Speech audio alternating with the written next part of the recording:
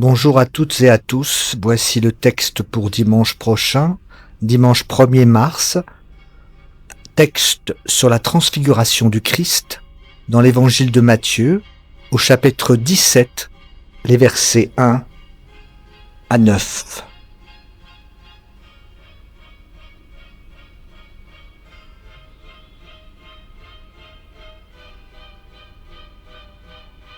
Six jours après, Jésus emmène avec lui Pierre, Jacques et Jean, le frère de Jacques.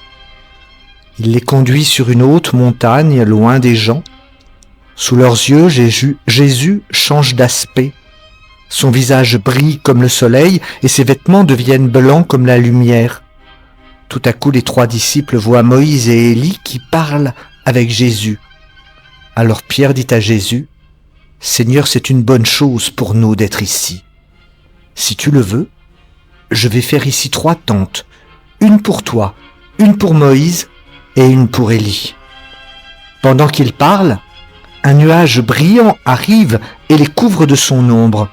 Une voix vient du nuage et dit « Celui-ci est mon fils bien-aimé, celui que j'ai choisi avec joie.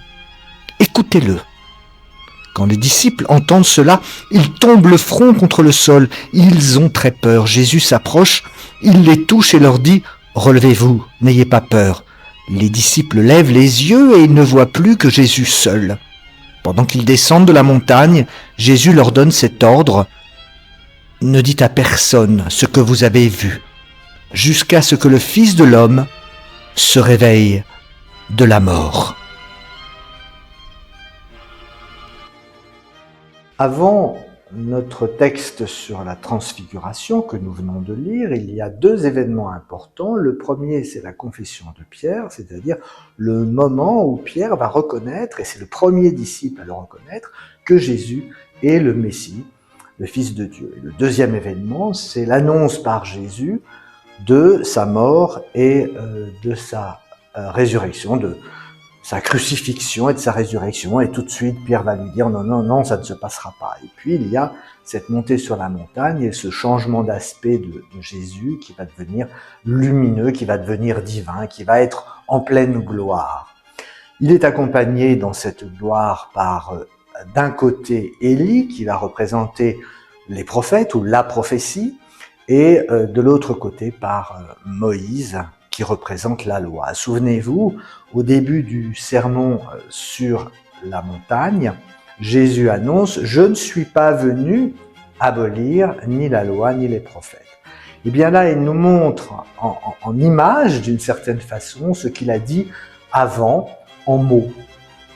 Il converse avec Élie et Moïse, alors évidemment nous ne savons pas ce qu'ils se disent, mais l'image est extrêmement forte pour les disciples, à tel point que Pierre voudrait fixer ce moment-là en dressant des tentes et en mettant Jésus, Élie et Moïse dans des tentes pour les retenir presque. Puis ils disparaissent évidemment et c'était une vision, c'était une apparition, et ils redescendent la montagne et Jésus fait promettre à ses disciples de ne le dire à personne avant qu'il se réveille de la mort.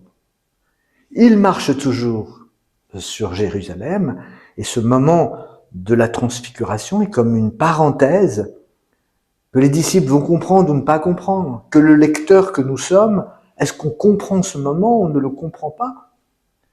On avance vers Pâques. Nous avons aussi notre questionnement, et ce texte de la transfiguration nous aide à mettre une image sur des mots.